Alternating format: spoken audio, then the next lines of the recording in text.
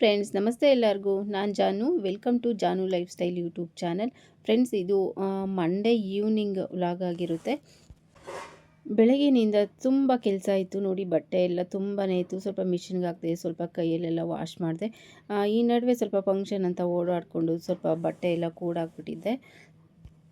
ನನ್ನ ಕೈಯಲ್ಲಿ ವಾಶ್ ಮಾಡಿದ್ರೇ ಸಮಾಧಾನ. ಅದಕ್ಕೆ ಸ್ವಲ್ಪ ಮಿಷನ್ಗೆ ಹಾಕ್ತಿ, ಸ್ವಲ್ಪ ಕೈಯಲ್ಲಿ ಒಗ್ಬಿಟ್ಟು ಎಲ್ಲ ಒಣಗಾಕಿ ಇರುತ್ತಲ್ವ ಮನೇಲಿ ಕೆಲಸ, ಅದೆಲ್ಲ ಮಾಡಿಕೊಂಡು ಈಗ ಸ್ನಾನ ಮಾಡಿಕೊಂಡು ಬಂದೆ. ದೇವ್ರ ಮನೆ ಎಲ್ಲ ಕ್ಲೀನ್ ಮಾಡ್ಕೊಳ್ಳೋಣ, ದೇವ್ರ ಸಾಮಾನು ತೊಳ್ಕೊಳ್ಳೋಣ. ಸ್ವಲ್ಪ ದಿನವೇ ಆಗಿತ್ತು ದೇವ್ರ ಸಾಮಾನು ಎಲ್ಲ ಕ್ಲೀನ್ ಮಾಡಿ.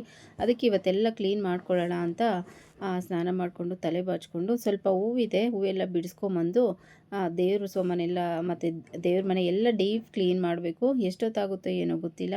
ನನಗಂತೂ ದೇವ್ರ ಮನೆ ಕ್ಲೀನ್ ಮಾಡಿದ್ರೆ ಕ್ಲೀನ್ ಮಾಡೋ ಕೆಲಸ ಇಟ್ಕೊಂಡ್ರೆ ಫುಲ್ ಒಂದು ದಿನವೇ ಬೇಕಾಗುತ್ತೆ. ಯಾಕೋ ಏನೋ ಗೊತ್ತಿಲ್ಲ, ಅಷ್ಟೊಂದು ಲೇಟ್ ಆಗುತ್ತೆ. ಎಷ್ಟು ಫಾಸ್ಟಾಗಿ ಮಾಡಿದ್ರೂ ಲೇಟೇ ಆಗುತ್ತೆ. ಹಬ್ಬಗಳಲ್ಲೂ ಅಷ್ಟೇ ನನಗೆ ದೇವ್ರ ಮನೆ ಒಂದು ಕ್ಲೀನ್ ಆಗಿಬಿಟ್ರೆ ನನಗೆ ಎಲ್ಲ ಕೆಲಸ ಮುಗ್ದಂಗೆ. ಯಾಕೋ ಗೊತ್ತಿಲ್ಲ, ದೇವ್ರ ಮನೆ ಕೆಲಸ ಅಂದರೆ ಸ್ವಲ್ಪ ಜಾಸ್ತಿನೇ ಟೈಮ್ ಬೇಕಾಗುತ್ತೆ ನನಗೆ. ನೋಡಿ, ಹೂ ಸ್ವಲ್ಪ ಇತ್ತು, ಮಲ್ಲಿಗೆ ಮೊಗ್ಗೆಲ್ಲ ಸ್ವಲ್ಪ ಸಿಕ್ತಿತ್ತು. ಅದನ್ನೆಲ್ಲ ಬಿಡಿಸಿ ಇಟ್ಬಿಡೋಣ, ಇನ್ನು ಕತ್ಲಾಗ್ಬಿಡ್ತಲ್ವ, ಹಾಗೆ ಬಿಡ್ಸೋಕ್ಕಾಗಲ್ಲ ಅಂತ ಮಲ್ಲಿಗೆ ಮೊಗ್ಗು ಬಿಡಿಸ್ಕೊಂಡು ಆಮೇಲೆ ದೇವ್ರ ಮನೆ ಕ್ಲೀನ್ ಮಾಡ್ಕೊಳ್ಳೋಣ ಅಂತ ಮೊಗ್ಗು ಬಿಡ್ಸೋಕ್ಕೆ ಬಂದೆ. ಇವತ್ತು ಬೆಳಗ್ಗೆನೂ ಪೂಜೆ ಮಾಡಲಿಲ್ಲ, ಯಾಕೆಂದರೆ ದೇವ್ರ ಮನೆ ಕ್ಲೀನ್ ಮಾಡಿಬಿಟ್ಟೆ ಮಾಡಬೇಕಾಗಿತ್ತು. ಅದಕ್ಕೋಸ್ಕರ ಬೆಳಗ್ಗೆನೂ ಪೂಜೆ ಮಾಡಲಿಲ್ಲ. ನಮ್ಮ ಮನೇಲಿ ಮಾಡ್ತೀನಿ ಅಂದರು, ನಾನು ಬೇಡ ದೇವ್ರ ಮನೆ ಕ್ಲೀನ್ ಮಾಡಬೇಕು ಅಂತ ಹೇಳ್ಬಿಟ್ಟು ಬೇಗ ಮಾಡ್ಕೊಂಡು ಪೂಜೆ ಮಾಡೋಣ ಅಂತ ನೋಡಿದೆ. ಬೆಳಗ್ಗೆ ಆಗಲೇ ಇಲ್ಲ, ಅದೇ ಸ್ವಲ್ಪ ಕೆಲಸ ಇದ್ದಿದ್ದರಿಂದ. ಅದಕ್ಕೆ ಇವಾಗೆಲ್ಲ ಹೂವೆಲ್ಲ ಬಿಡಿಸಿ ಮತ್ತು ದೇವ್ರ ಮನೆ ಕ್ಲೀನ್ ಮಾಡ್ಕೊಂಡು ಹೋಗಬೇಕು. ಸ್ವಲ್ಪ ಸ್ವಲ್ಪ ಸಿಗ್ತಾ ಇದೆ. ಒಂದು 2-3 ದಿನಕ್ಕೆ ಕೂಡಿಟ್ರೆ ವಾರದ ಪೂಜೆಗೆ, ಅಂದರೆ ಶುಕ್ರವಾರ ಶನಿವಾರ ಆ ಥರ ಪೂಜೆಗಳಿಗೆಲ್ಲ ಮಸ್ತಾಗುತ್ತೆ ಹೂವು. ಇನ್ನು ಇವತ್ತು ಹೂವೇ ಬಿಡಿಸಿ ಏನು ಹೂವನ್ನು ಬಿಡಿಸ್ಕೊಂಡಿಲ್ಲ. ಇವತ್ತು ದಾಸವಾಳನೂ ಅಷ್ಟೇ ಗಿಡದಲ್ಲೆಲ್ಲ ಹಾಗೆ ಇದೆ. ಪ್ರತಿದಿನ ಬಿಡಿಸ್ಕೊತಿದ್ವಿ, ಇವತ್ತಂತೂ ಬಿಡಿಸೇ ಇಲ್ಲ. ಎಲ್ಲ ಇದೆ. ಒಂದು 2-3 ಥರ ಮಲ್ಲಿಗೆ ಇದೆ, ಗುಂಡು ಮಲ್ಲಿಗೆ ಮತ್ತು ಇದು ದಪ್ಪ ಮಲ್ಲಿಗೆ. ಇದೇನು ಮಲ್ಲಿಗೆ ಅಂತ ನನಗೆ ಗೊತ್ತಿಲ್ಲ, ತುಂಬ ದಪ್ಪ ದಪ್ಪ ಬಿಡುತ್ತೆ. ಸೂಜಿ ಮಲ್ಲಿಗೆನೂ ಹಾಕಿದ್ದೀನಿ, ಅದಿನ್ನೂ ಸ್ಟಾರ್ಟ್ ಆಗಿಲ್ಲ. ಅದು ನೆರಳಿರೋದ್ರಿಂದ ಸ್ವಲ್ಪ ಗಿಡ ಚೆನ್ನಾಗಿ ಬರಲ್ಲ. ನೋಡಿ, ನಾನು ಆ ಕಡೆ ಹಾಕಿದ್ದೀನಿ, ಮೂಲೆಯಲ್ಲಿ ಹಾಕಿದ್ದೀನಿ ಸೂಜಿ ಮಲ್ಲಿಗೆ. ಸೂಜಿ ಮಲ್ಲಿಗೆನ ಮಳ್ಳೆ ಮಲ್ಲಿಗೆ ಅಂತ, ಮಳ್ಳೆ ಹೂವು ಅಂತಾರಲ್ವ ಅದು. ಸ್ವಲ್ಪ ಹಾಕಿದ್ದೀನಿ. ನನಗಂತೂ ಅದಂದರೆ ತುಂಬ ಇಷ್ಟ. ತುಂಬ ವರ್ಷಗಳಿಂದ ಅದು ಗಿಡ ಹಾಗೇ ಇದೆ, ತುಂಬ ಹೂವು ಬಿಡ್ತಾನೆ ಇಲ್ಲ. ನೋಡಿ, ದಾಸವಾಳ ಎಲ್ಲ ಎಷ್ಟು ಚೆನ್ನಾಗಿದೆ ಅಂತ. ಇದಂತೂ ತುಂಬ ದೊಡ್ಡ ಗಿಡ ಆಗಿಬಿಟ್ಟಿತ್ತು. ಎಲ್ಲ ಒಡ್ಸಾಕಿ ಸ್ವಲ್ಪ ಇಟ್ಕೊಂಡಿದ್ದೀನಿ. ಅಲ್ಲೆಲ್ಲ ಜಾಸ್ತಿ ಸ್ಪೇಸ್ ಎಲ್ಲ ಅದೇ ಕವರ್ ಆಗಿತ್ತು, ಅದಕ್ಕೆ ಸ್ವಲ್ಪ ಒಡ್ಸಾಕಿ ಸ್ವಲ್ಪ ಇಟ್ಕೊಂಡಿದ್ದೀನಿ. ಈಗೆಲ್ಲ ಚೆನ್ನಾಗಿ ಮಳೆ ಬಂದರೆ ಚೆನ್ನಾಗಿ ಸಿಗುತ್ತೆ ಹೂವಂತೂ. ನಮಗೆ ಬೇಜಾನು ಹೂವು ಸಿಗುತ್ತೆ. ದಾಸವಾಳ ಎಲ್ಲ ಬೇಜಾನು ಸಿಗುತ್ತೆ ಡೈಲಿನೂ. ಎಲ್ಲ ಈಗ ಹೂವು ಬಿಡಿಸ್ಕೊಂಬಂದಿದ್ದಾಯಿತು. ಈಗ ದೇವ್ರ ಮನೆ ಎಲ್ಲ ದೇವ್ರ ಸಾಮಾನೆಲ್ಲ ತೆಗಿತಾ ಇದ್ದೀನಿ. ತೆಗೆದು ಎಷ್ಟೊತ್ತೇ ಆಗಲಿ ಗೊತ್ತಿಲ್ಲ ಇವತ್ತು ಫುಲ್ ಆಗುತ್ತೆ ಅಂತ. ಯಾಕೆ ಅಂದರೆ ಇನ್ನೂ ಅಡುಗೆ ಮಾಡಬೇಕು, ಅಡುಗೆನೂ ಮಾಡಿಲ್ಲ. ಇವತ್ತು ಸಂಜೆ ಎಷ್ಟಾಗುತ್ತೋ ಅಷ್ಟು ದೇವ್ರ ಮನೆ ಕ್ಲೀನ್ ಮಾಡಿಕೊಂಡು ಮಿಕ್ಕಿದ್ದು ಬೆಳಗ್ಗೆ ಮಾಡ್ಕೊಳ್ಳೋಣ. ಮಂಗಳವಾರನಲ್ಲಿ ಪೂಜೆಗೆ ಮಾಡ್ಕೊಳ್ಳೋಣ ಬೆಳಗ್ಗೆ ಬೇಗ ಅಂತ, ಇಷ್ಟಾದರೆ ಅಷ್ಟು ಮಾಡ್ಕೊಳ್ಳೋಣ ಅಂತ ಮಾಡ್ತಾಯಿದ್ದೀನಿ. ಫೋಟೋಸು ಎಲ್ಲ ಆಚೆ ಇಟ್ಬಿಡ್ತೀನಿ. ನಾನು ಆಚೆ ಇಟ್ಬಿಟ್ಟು ಹಾಲೆಲ್ಲ ಕ್ಲೀನಾಗಿ ಒರೆಸ್ಕೊಂಡು ನೀರು ಸ್ವಲ್ಪ ಕರ್ಪೂರ ಜಾವದ ಪೌಡರ್ ಎಲ್ಲ ಹಾಕ್ಬಿಟ್ಟು ದೇವ್ರ ಮನೆನ ಒರೆಸ್ತೀನಿ. ಗಮ್ ಅಂತ ಇರುತ್ತೆ ದೇವ್ರ ಮನೆಯಲ್ಲಿ. ಸ್ವಲ್ಪ ಕರ್ಪೂರ ಜಾವದ ಪೌಡರ್ ಹಾಕಿ ಒರೆಸಿದ್ರೆ ಗಮ್ ಅಂತ ಇರುತ್ತೆ, ಸ್ಮೆಲ್ ಚೆನ್ನಾಗಿ ಬರ್ತಾ ಇರುತ್ತೆ ದೇವ್ರ ಮನೆಯಲ್ಲಿ. ಬ್ಯಾಡ್ ಸ್ಮೆಲ್ ಏನೂ ಬರಲ್ಲ. ಅಂದರೆ ಹೂವು ಅದು ಏನಾದರೂ ಹೂವು ಒಣಗಿರೋದು ಆ ಥರ ಸ್ಮೆಲ್ಲೆಲ್ಲ ಬರ್ತಾ ಇರುತ್ತಲ್ಲ, ಅಕಸ್ಮಾತ್ ಏನಾದರೆ ಹೂವು ಅದೆಲ್ಲ ಅವಾಯ್ಡ್ ಆಗುತ್ತೆ. ಫ್ರೆಂಡ್ಸ್ ನೋಡಿ, ನಾನು ಸ್ವಲ್ಪ ಮಣ್ಣನ್ನು ಲಾಸ್ಟ್ ಟೈಮ್ ಉಡುಪಿಗೆ ಹೋಗಿದ್ದಾಗ ಅಲ್ಲಿ ಬೃಂದಾವನದಲ್ಲಿ ಸ್ವಲ್ಪ ಇತ್ತು, ತುಳಸಿ ಗಿಡದಲ್ಲಿ. ಅಲ್ಲಿ ಚಿಕ್ಕ ಪಾಟಲ್ಲಿ ಇಟ್ಟಿದ್ರು. ನಾನು ಸ್ವಲ್ಪ ಮಣ್ಣು ಎತ್ಕೊಂಬಂದ್ಬಿಟ್ಟೆ. ಸ್ವಲ್ಪ ಅಲ್ಲಿತ್ತು, ಸ್ವಲ್ಪ ತೊಗೊಂಬಂದ್ಬಿಟ್ಟೆ. ಬರಬಾರ್ದ ನನಗಂತೂ ಗೊತ್ತಿಲ್ಲ. ಯಾಕೋ ನನಗೆ ಬೇಕು ಅನಿಸ್ತು. ಸಡನ್ನಾಗಿ ಅಲ್ಲಿ ಒಂದು ಉಂಡೆ ಥರ ಇತ್ತು ಆ ಪಾಟಲ್ಲಿ, ಅದನ್ನು ಎತ್ಕೊಂಬಂದಿದ್ದೀನಿ. ನಾನು ತುಳಸಿ ಗಿಡ ಮನೇಲಿ ಒಣಗೋಗ್ಬಿಟ್ಟಿದೆ. ತುಳಸಿ ಗಿಡ ನೆಡುವಾಗ ಪಾಟಲ್ಲಿ ಹಾಕಿ ನೆಡೋಣ ಅಂತ ಆ ಮಣ್ಣನ್ನು ಹಾಗೆ ಇಟ್ಟು ಪೂಜೆ ತುಳಸಿ ಪಾಟಿಂದ ಮಣ್ಣನ್ನು ತೊಗೊಂಬಿಟ್ಟೆ. ಆಮೇಲೆ ಮನಸ್ಸಿಗೆ ಯಾಕೋ ಸಮಾಧಾನ ಆಗಲಿಲ್ಲ. ಏನೋ ಕದ್ಬಿಟ್ನೇನೋ, ಆ ಥರ ಕದಿಬಾರ್ದಾಗಿತ್ತೇನೋ ಅಂತ ನನ್ನ ಮನಸ್ಸಿಗೆ ಫೀಲ್ ಆಗ್ತಾಯಿತ್ತು. ಆದರೂ ಇನ್ನೊಂದು ಸಾರಿ ಅನಿಸ್ತು, ಅಯ್ಯೋ ನನಗೆ ಅನಿಸೈತಲ್ಲ ತೊಗೊಳ್ಬೇಕು ಅಂತ, ಯಾರಿಗೂ ಅನಿಸಿಲ್ಲವಲ್ಲ, ನನಗೆ ಅನಿಸೈತೆ ಯಾಕೆ ತೊಗೊಂಡಿದ್ದೀನಿ ಅಂತ ಹಾಗೆ ಎತ್ಕೊಂಬಂದಿದ್ದೀನಿ. ತುಳಸಿ ಗಿಡ ಉಣಿದ್ರೆ ಆ ಮಣ್ಣನ್ನು ಹಾಕಿ ಉಣ್ಬೇಕು. ಅದು ಆ ಕೃಷ್ಣ ಪರಮಾತ್ಮನ ಮುಂದೆ ತುಳಸಿ ಪಾಟ್ ಇಟ್ಟಿದ್ರು, ಅಲ್ಲೇ ತೊಗೊಂಬಂದಿದ್ದು. ನನಗಂತೂ ಆ ಮಣ್ಣು ತೊಗೊಂಬಂದಿದ್ದು ಅಂತೂ ತುಂಬಾ ಖುಷಿ ಆಯ್ತು ನನಗೇನೋ ಒಂದು ಅಷ್ಟೈಶ್ವರ್ಯಗಳು ತೊಗೊಂಬನ್ನೇನೋ ಅನ್ನೋಷ್ಟು ನನಗೆ ಖುಷಿ ಆಯಿತು ನಿಜವಾಗ್ಲೂ. ಅದನ್ನೇ ದೇವ್ರ ಮನೆಯಲ್ಲಿಟ್ಟು ಪೂಜೆ ಮಾಡ್ತಾಯಿದ್ದೀನಿ. ವಿಡಿಯೋ ನೋಡ್ತಾ ಇರೋರು ಯಾರಾದರೂ ಹೇಳಿ ಆ ಥರ ತೊಗೊಂಬರ್ಬೋದಾ? ಅಕಸ್ಮಾತ್ ತೊಗೊಂಬಂದರೆ ಅದನ್ನು ಏನು ಮಾಡಬೇಕು ಅಂತ ಕಮೆಂಟಲ್ಲಿ ಹೇಳಿ ಪ್ಲೀಸ್. ನೋಡಿ ಚಿಕ್ಕ ಚಿಕ್ಕ ಫೋಟೋಸ್ ಎಲ್ಲ ಆಚೆ ಇಟ್ಬಿಟ್ಟು ನೋಡಿ ನಾನು ಫುಲ್ ಈ ಥರ ಎಲ್ಲ ವಾಲೆಲ್ಲ ಗೋಡೆ ಎಲ್ಲ ಕ್ಲೀನಾಗಿ ಎರಡೆರಡು ಸಾರಿ ಒರೆಸ್ಬಿಟ್ಟು ಟಾಪ್ ಎಲ್ಲ ಒರೆಸ್ಬಿಟ್ಟು ಆಮೇಲೆ ದೇವ್ರ ಫೋಟೋನ ಒರೆಸಿ ಕುಂಕುಮ ಇಟ್ಟು ಆಮೇಲೆ ದೇವ್ರ ಸಾಮಾನು ತೊಳಿತೀನಿ.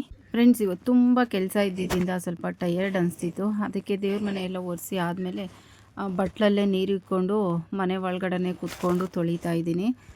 ಆಚೆ ತೊಳೆದ್ಬಿಡ್ತಾಯಿದ್ದೆ, ಟಾಪಲ್ಲಿ ನೀರು ಬರ್ತಾಯಿತ್ತು, ಆಚೆ ತೊಳೆದ್ಬಿಡ್ತಾಯಿದ್ದೆ. ಇಲ್ಲ ಅಂದರೆ ಅಡುಗೆ ಮನೆಯಲ್ಲಿ ಸಿಂಕಲ್ಲೇ ನಿಂತ್ಕೊಂಡು ತೊಳಿಬೇಕಲ್ಲ ಅಂತ ನಾನು ಈ ಪ್ಲ್ಯಾನನ್ನು ಮಾಡಿದೆ. ಅವತ್ತು ರಾತ್ರಿ ತೊಳೆದಿಟ್ಟೆ ಅಷ್ಟೇ, ಬಟ್ಟೆನೂ ಇರಲಿಲ್ಲ ಫ್ರೆಂಡ್ಸ್. ಇದು ಹಾಗೆ ಮಂಗಳವಾರದ ವ್ಲಾಗ್ ಕಂಟಿನ್ಯೂ ಮಾಡ್ತಾಯಿದ್ದೀನಿ. ಬೆಳಗ್ಗೆ ಎದ್ದು ನೋಡಿ ಬಾಗಿಲೆಲ್ಲ ತೊಳೆದು ರಂಗೋಲಿ ಹಾಕಿ, ನಂದು ಇದೇ ಫಸ್ಟ್ ಕೆಲಸ ಅಂದರೆ ಇದೇ, ಬಾಗಿಲೆಲ್ಲ ತೊಳೆದು ರಂಗೋಲಿ ಹಾಕೋದು. ಬಾಗಿಲು ತೊಳೆದು ರಂಗೋಲಿ ಹಾಕಿದ್ರೆ ಏನೋ ಮನೆಯಲ್ಲಿ ಒಂದು ಪಾಸಿಟಿವ್ ವೈಬ್ಸ್ ಇರುತ್ತೆ. ಹಾಗೆ ನೋಡೋದಕ್ಕೂ ಅಷ್ಟೇ ಲಕ್ಷಣವಾಗಿ ತುಂಬ ಚೆನ್ನಾಗಿ ಕಾಣ್ತಾ ಇರುತ್ತೆ. ಪ್ರತಿದಿನ ತೊಳೆದು ರಂಗೋಲಿ ಹಾಕಿ ಅರಿಶಿನ ಕುಂಕುಮ ಹೂವೆಲ್ಲ ಇಟ್ಟರೆ ಆ ಕಡೆ ಎಲ್ಲ ತೊಳಿಲಿಲ್ಲ, ಬಾಗಿಲು ಮುಂದೆ ಮಾತ್ರ ತೊಳೆದೆ ಅಷ್ಟೇ. ಇನ್ನು ನೆನ್ನೆ ಎಲ್ಲ ತೊಳೆದಿದ್ದೆ ಅಲ್ವಾ, ಈಗ ಬಾಗಿಲು ಮುಂದೆ ಅಷ್ಟೇ ತೊಳಿತಾ ಇದ್ದೀನಿ. ಸಿಂಪಲ್ಲಾಗಿ ಬ್ಯೂಟಿಫುಲ್ಲಾಗಿರೋದೊಂದು ರಂಗೋಲಿ ಹಾಕಿದೆ. ಅದು ವಿಡಿಯೋ ಮಾಡಿದೆ. ಆ ನೀರಿಗೂ ಆ ಬಿಸಿಲು ಬೀಳ್ತಾ ಇದ್ದಿದ್ದಕ್ಕೂ ರಂಗೋಲಿ ಹಾಕೋದು ಕಾಣ್ತಾನೆ ಇರಲಿಲ್ಲ. ಹಾಗೆ ವಿಡಿಯೋ ಮಾಡಿದ್ದೀನಿ. ನೋಡ್ಕೊಂಬನ್ನಿ ರಂಗೋಲಿ ಯಾವ ಥರ ಇದೆ ಅಂತ.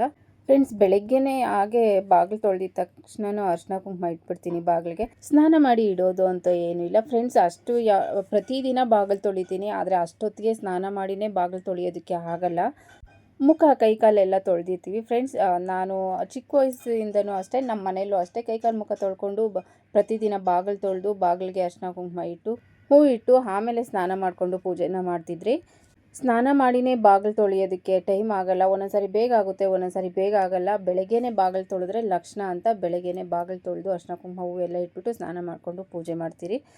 ಫ್ರೆಂಡ್ಸ್, ನೀವೆಲ್ಲ ಹೇಗೆ ಮಾಡ್ತೀರಾ? ಈಗ ಮಾಡ್ಬೋದೋ ಮಾಡಬಾರ್ದೋ ಹೇಳಿ ಕಮೆಂಟಲ್ಲಿ. ಈಗ ರಂಗೋಲಿ ಹಾಕಿದ್ದೀನಿ, ನೋಡ್ಕೊಂಬನ್ನಿ.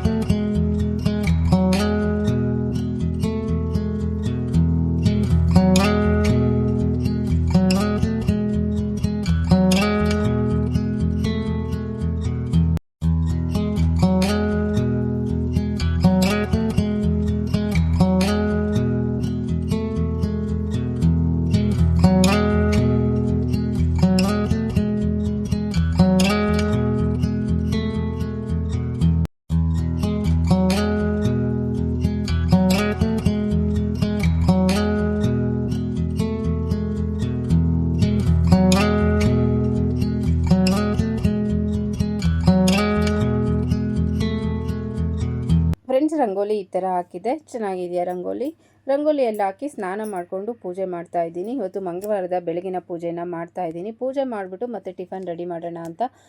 ಇವತ್ತು ರಕ್ಷಾಗೆ ಕಾಲೇಜ್ ರಜೆ ಇದೆ. ಸ್ವಲ್ಪ ಮೆಂತ್ಯ ಪಲಾವ್ ಮಾಡೋಣ, ಮೆಂತ್ಯ ಬಾತ್ ಆ ಥರ ಮಾಡೋಣ ಅಂತ ಎಲ್ಲ ರೆಡಿ ಮಾಡಿ ಮಾಡ್ಕೊಬೇಕು. ನೆನ್ನೆನೂ ಪೂಜೆ ಮಾಡೋಕ್ಕಾಗಲಿಲ್ವಲ್ಲ, ಅದಕ್ಕೆ ಇವತ್ತು ಫಸ್ಟು ಪೂಜೆ ಮಾಡಿಬಿಡೋಣ, ಆಮೇಲೆ ಟಿಫನ್ ಮಾಡಿದ್ರೆ ಆಯಿತು ಅಂತ ಪೂಜೆನ ಮಾಡ್ತಾಯಿದ್ದೀನಿ. ರಾತ್ರಿ ಅಂತೂ ಬಟ್ಟೆ ಇಡೋಕ್ಕೆ ಆಗಲಿಲ್ಲ, ತೊಳೆದ್ಬಿಟ್ಟು ಎಲ್ಲ ಒರೆಸ್ಬಿಟ್ಟು ಇಟ್ಬಿಟ್ಟೆ ಅಷ್ಟೇ. ಅಲ್ಲಿಗೆ ವಿಡಿಯೋನ ಎಂಡ್ ಮಾಡಿ ಅಡುಗೆ ಮಾಡೋಕ್ಕೆ ಹೋದೆ. ಅಡುಗೆ ಮಾಡಿ ಊಟ ಮಾಡೋಷ್ಟರಲ್ಲಿ ಮಾಮೂಲಿ ಟೈಮ್ ಹಾಗೇ ಹೋಯಿತು, ಅದಕ್ಕೆ ವಿಡಿಯೋನು ಮಾಡ್ಕೊಂಡಿರಲಿಲ್ಲ. ಈಗ ಪೂಜೆನ ಮಾಡ್ತಾಯಿದ್ದೀನಿ. ಫ್ರೆಂಡ್ಸ್, ಯಾವಾಗಲೂ ಪೂಜೆನ ಒಂಥರ ಆತುರವಾಗಿ ಮಾಡಬಾರ್ದು. ಕೂಲಾಗಿ ಕಾಮಾಗಿ ಮನಸ್ಸು ನೆಮ್ಮದಿಯಿಂದ ಮನಸ್ಸು ಚೆನ್ನಾಗಿಟ್ಕೊಂಡು ಪೂಜೆನ ಮಾಡಬೇಕು. ಟೈಮ್ ಆಗಿಬಿಡುತ್ತೆ ಅಂತ ಬೇಗ ಬೇಗ ಮಾಡೋದು ಆ ಥರ ನನಗೆ ಇಷ್ಟ ಆಗಲ್ಲ. ಎಷ್ಟೇ ಹೊತ್ತಾಗಲಿ ನಾನು ನಿಧಾನವಾಗಿ ಪೂಜೆನ ಮಾಡೋದು. ಹಾಗೆ ನಾನು ಡೈಲಿ ಡೀಪ್ ಕ್ಲೀನ್ ಮಾಡಲ್ಲ. ಡೈಲಿ ಪೂಜೆ ಏನೋ ಇರುತ್ತೆ, ಹೂವು ತೆಗೆದು ಹೂವಿಟ್ಟು ಅಲ್ಲೆಲ್ಲ ಒರೆಸಿ ಮಾಡಿರುತ್ತೆ. ದೇವ್ರ ಮನೆ ಯಾವಾಗಲೂ ಕ್ಲೀನಾಗೇ ಇರುತ್ತೆ. ತಿಂಗಳಿಗೆ 1 ದಿನ 2 ದಿನ ಈ ಥರ ಫ್ರೀ ಯಾವಾಗ ಆಗುತ್ತೋ ಅವಾಗ ನೋಡಿಕೊಂಡು ಡೀಪ್ ಕ್ಲೀನ್ ಮಾಡ್ಕೊಂಬಿಡ್ತೀನಿ. ಫ್ರೆಂಡ್ಸ್ ನೋಡಿ ಎಲ್ಲ ರೆಡಿ ಮಾಡಿ ಇಟ್ಟಿದ್ದೀನಿ. ಮಲ್ಲಿಗೆ ಹೂವು ಇನ್ನೂ ಸ್ವಲ್ಪ ಕಟ್ಟೋದಿತ್ತು, ಕಟ್ಟಲಿಲ್ಲ. ಟೈಮ್ ಆಗಿಬಿಡುತ್ತಲ್ಲ ಪೂಜೆ ಮಾಡೋಣ ಅಂತ ಮೊನ್ನೆ ಸ್ವಲ್ಪ ಕಟ್ಟಿದ್ದೆ, ಅದೇ ಇತ್ತು. ಅದನ್ನು ಹಾಕ್ಬಿಟ್ಟು ಸ್ವಲ್ಪ ದಾಸವಾಳ, ಇನ್ನು ನಂದು ಬಟ್ಲು ಎಲ್ಲ ಸ್ವಲ್ಪ ವೆರೈಟೀಸ್ ಎಲ್ಲ ಸಿಗುತ್ತೆ. ಫ್ಲವರ್ಸ್ ಎಲ್ಲ ಬೇಜಾನ್ ವೆರೈಟೀಸ್ ಸಿಗುತ್ತೆ. ಎಲ್ಲ ಸ್ವಲ್ಪ ಸ್ವಲ್ಪ ತೊಗೊಂಬಂದು ಇಟ್ಟು ಪೂಜೆನ ಮಾಡ್ತಾಯಿದ್ದೀನಿ.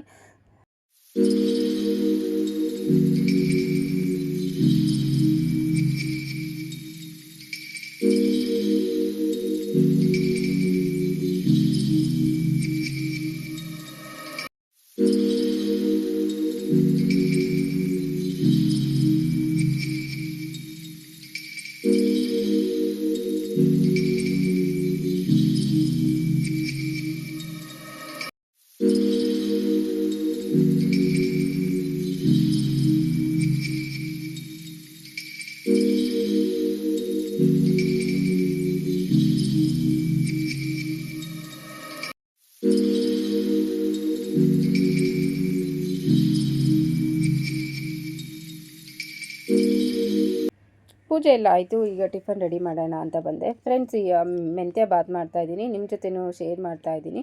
ಸ್ವಲ್ಪ ಕೊಬ್ಬರಿ, ಸ್ವಲ್ಪ ಶುಂಠಿ ಹಾಕ್ತಾಯಿದ್ದೀನಿ, ಸ್ವಲ್ಪ ಹಸಿಮೆಣ್ಸಿನ್ಕಾಯಿ. ಖಾರಕ್ಕೆ ಎಷ್ಟು ಬೇಕೋ ಅಷ್ಟು ಹಸಿಮೆಣ್ಸಿನ್ಕಾಯಿನ ಹಾಕ್ಕೊಳ್ಳಿ. ಹಾಗೆ ಸ್ವಲ್ಪ ಚಕ್ಕೆ ಲವಂಗ ಹಾಕಿ, ಸ್ವಲ್ಪ ನೀರು ಹಾಕಿ, ಸ್ವಲ್ಪ ತರಿಯಾಗಿ, ತುಂಬ ತರಿ ಅಲ್ಲ, ಸ್ವಲ್ಪ ಒಂದು ಮೀಡಿಯಮ್ ಆಗಿ ಇದನ್ನು ಗ್ರೈಂಡ್ ಮಾಡ್ಕೊಳ್ಬೇಕಾಗುತ್ತೆ. ಫ್ರೆಂಡ್ಸ್, ನಾನು ಅರ್ಧ kg ಅಕ್ಕಿಗೆ ಹಾಕ್ತಾಯಿರೋದು. ಹಾಗೆ ಸ್ವಲ್ಪ ಬೆಳ್ಳುಳ್ಳಿ ಕೂಡ ಹಾಕಬೇಕು. ಇಷ್ಟನ್ನು ಗ್ರೈಂಡ್ ಮಾಡ್ಕೊಳ್ಬೇಕು ಫಸ್ಟು.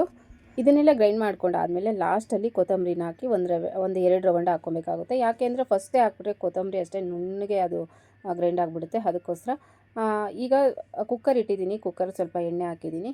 ಎಣ್ಣೆ ಜೊತೆ ಸ್ವಲ್ಪ ಸ್ಪೈಸಸ್ ಹಾಕ್ತಾಯಿದ್ದೀನಿ. ಪಲಾವ್ ಎಲೆ, ಸ್ವಲ್ಪ ಸ್ಟಾರ್ ಹಾಕ್ತಾಯಿದ್ದೀನಿ. ಬೇಕಿದ್ರೆ 1-2 ಏಲಕ್ಕಿನೂ ಹಾಕ್ಕೊಬೋದು. ಫ್ಲೇವರ್ ತುಂಬಾ ಚೆನ್ನಾಗಿರುತ್ತೆ.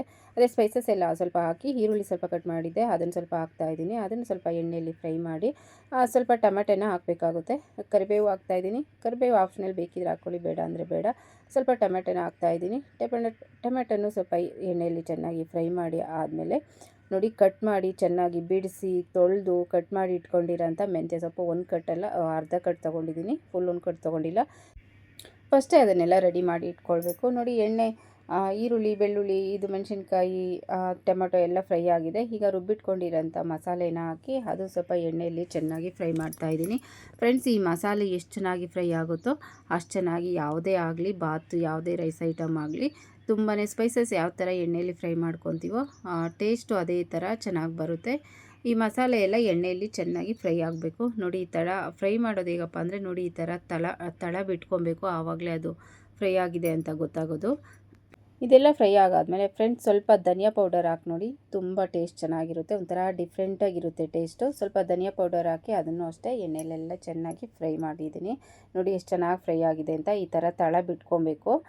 ತಳ ಹಿಡಿತಾ ಇದ್ದರೆ ಅದು ಇನ್ನೂ ಫ್ರೈ ಆಗಿಲ್ಲ ಅಂತ. ನೋಡಿ, ಇದು ಈ ಥರ ಸಪ್ರೇಟ್ ಆಗ್ತಾ ಬಂದರೆ ಆವಾಗ ಚೆನ್ನಾಗಿ ಫ್ರೈ ಆಗಿದೆ ಅಂತ. ಈಗ ಕ್ಲೀನ್ ಮಾಡಿ ಕಟ್ ಮಾಡಿ ಇಟ್ಕೊಂಡಿರೋ ಅಂಥ ಮೆಂತ್ಯ ಸೊಪ್ಪನ್ನು ಹಾಕಿ ಇದನ್ನು ಅಷ್ಟೇ ಎಣ್ಣೆಯಲ್ಲೆಲ್ಲ ಚೆನ್ನಾಗಿ ಫ್ರೈ ಮಾಡ್ಕೊಬೇಕು. ಇದಂತೂ ಸ್ವಲ್ಪ ಕಹಿ ಇರುತ್ತೆ, ಅದಕ್ಕೆ ಎಣ್ಣೆಯಲ್ಲೇ ಚೆನ್ನಾಗಿ ಸಾಫ್ಟ್ ಆಗೋವರೆಗೂ ಮೆಂತ್ಯ ಸೊಪ್ಪನ್ನ ಚೆನ್ನಾಗಿ ಫ್ರೈ ಮಾಡ್ಕೊಬೇಕು.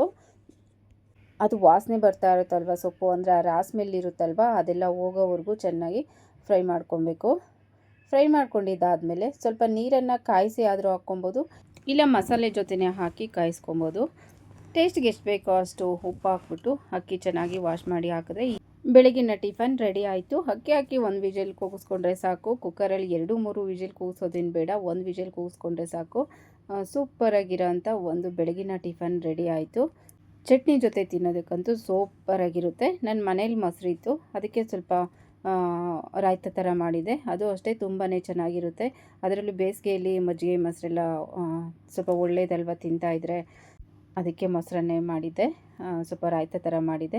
ಫ್ರೆಂಡ್ಸ್ ನೋಡಿ, ಒಂದೇ ವಿಜಿಲ್ ಹಾಕಿರೋದು, ನೋಡಿ ಎಷ್ಟು ಚೆನ್ನಾಗಿ ಕಾಣ್ತಾ ಇದೆ ಅಂತ. ಕುಕ್ಕರ್ ಓಪನ್ ಮಾಡಿ ಎಲ್ಲ ಇದನ್ನು ಮಿಕ್ಸ್ ಮಾಡಬೇಕಾಗುತ್ತೆ. ಅದು ಮಸಾಲೆ ಎಲ್ಲ ಮೇಲೆ ಬಂದುಬಿಡುತ್ತೆ. ಮಿಕ್ಸ್ ಮಾಡಿದಾಗ ಎಲ್ಲ ಈಕ್ವಲ್ ಆಗುತ್ತೆ. ಉಪ್ಪು ಖಾರ ಎಲ್ಲ ಕರೆಕ್ಟಾಗಿ ಎಲ್ಲದಕ್ಕೂ ಮಿಕ್ಸ್ ಆಗುತ್ತೆ. ನೋಡಿ ಈ ಥರ ಎಲ್ಲ ಮಿಕ್ಸ್ ಮಾಡಿದ್ರೆ ಸಖತ್ತಾಗಿರೋ ಅಂಥ ಮೆಂತ್ಯ ಪಲಾವ್ ರೆಡಿ ಆಯಿತು. ಫ್ರೆಂಡ್ಸ್, ಇವತ್ತಿನ ವ್ಲಾಗ್ ಇಲ್ಲಿಗೆ ಎಂಡ್ ಮಾಡ್ತಾ ಇದ್ದೀನಿ.